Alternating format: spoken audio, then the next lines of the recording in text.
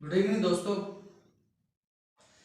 The correct location of all parts of speech in a text are meant by way of following all the grammatical rules and punctuations. And this is identified by analysis. किसी text में जितने भी parts of speech सही सही जगह पर अपनी अपनी जगह पर होते हैं वो सिर्फ ग्रामर के रूल्स रेगुलेशंस के फॉलोअप से होता है और इसको सिर्फ एनालिसिस से ही देखा जा सकता है. And that's mostly required when one faces the competitive examination for job and for further studies also. So in context of this philosophy, I have started up analytical part of the grammar because parts of speech are already over.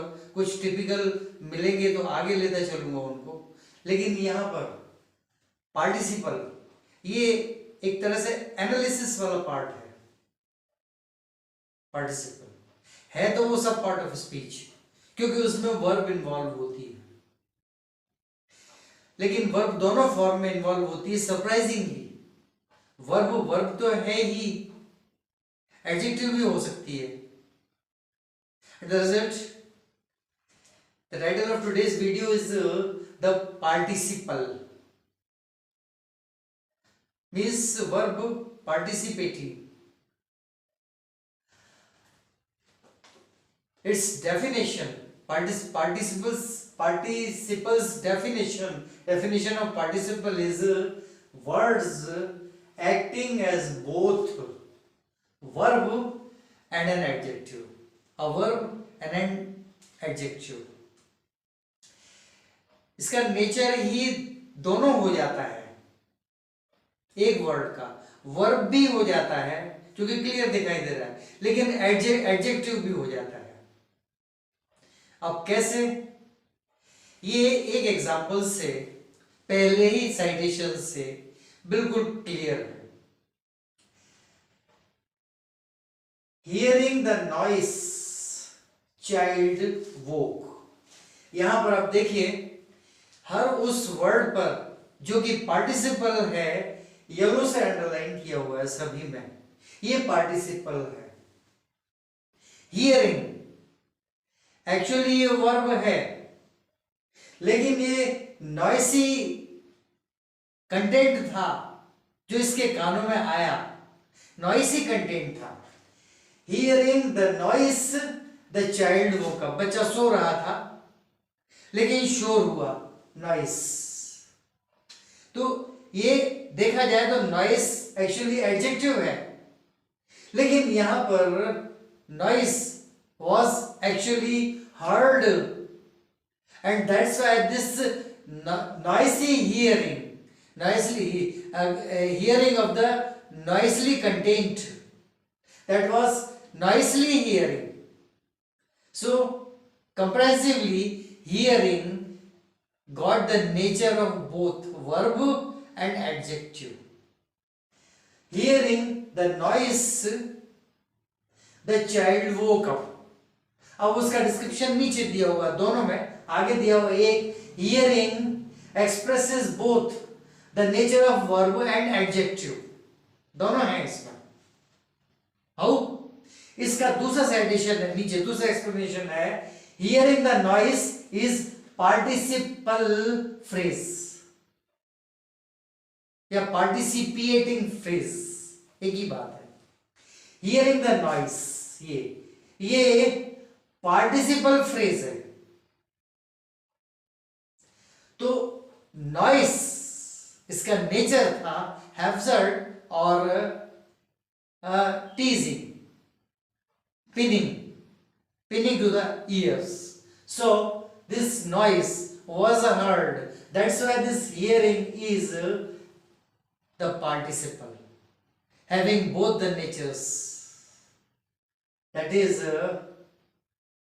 adjective and verb. Verb तो basically है ही. इसके अलावा और दूसरे citations example similarly इसी तरह से दूसरे में कहीं पर आखिर के थोड़ा पहले आया, कहीं पर स्टार्टिंग में आ गया, कहीं पर ये बीच में आ गया 2 वर्ड्स के बाद, कहीं बिल्कुल आखिर में जाके आया सेकंड लास्ट। लेकिन पार्टिसिपल अलग ही दिखाई देगा इन सेंटेंसेस में। तो I met a man carrying a box. Carrying verb है, लेकिन यहां पर दोनों है। बॉक्स नाउन उसके आगे लगा हुआ है, कैरिंग अ बॉक्स, तो ये पूरा का पूरा ये हो गया पार्टिसिपल फ्रेज। ये कैरिंग अ बॉक्स फ्रेज पीछे नहीं हुआ, क्योंकि ये सब्जेक्ट है आई मेट अ मैन, और ये प्रेडिकेट है कैरिंग अ बॉक्स। यहां इसका नेचर कैरिंग वाइज तो वर्ब है, लेकिन बॉक्स लिखा हुआ है कैरिंग अकेला, तो बाय कैरिंग इट्स वर्ब। अब बॉक्स साथ में है तो ये कैरिंग अ बॉक्स कुल मिला के पार्टिसिपल फ्रेज हो गया, और ये कैरिंग पार्टिसिपल हो गया। सिमिलरली सेकंड केस में loudly knocking at the door. Knocking ये तो वर्ब है, नॉक कर रहा है मतलब आवाज हो रही है कुछ, तो नॉकिंग इसमें यही एडजेक्टिव हो गया। एट द डोर को लेने की जरूरत ही नहीं है, तो इसमें पार्टिसिपल फ्रेज को देखने की जरूरत ही नहीं है। वैसे देख सकते हैं knocking at the door noun हो गया, common noun. So knocking at the door देखा जाए तो ये पार्टिसिपल फ्रेज है, लेकिन अकेला knocking means making sound, means a verb है, लेकिन नॉक किया है। वर्ब कैसी है, कुछ टिपिकल है। स्पीकिंग एक अलग वर्ब है, लिसनिंग एक अलग वर्ब है, इसी तरह से नॉकिंग एक अलग वर्ब है। नॉकिंग में बॉडी का तीसरा पार्ट हाथ यूज हो रहा है। इसी तरह से ringing the bell, push the button the bell rang, means ringing the bell.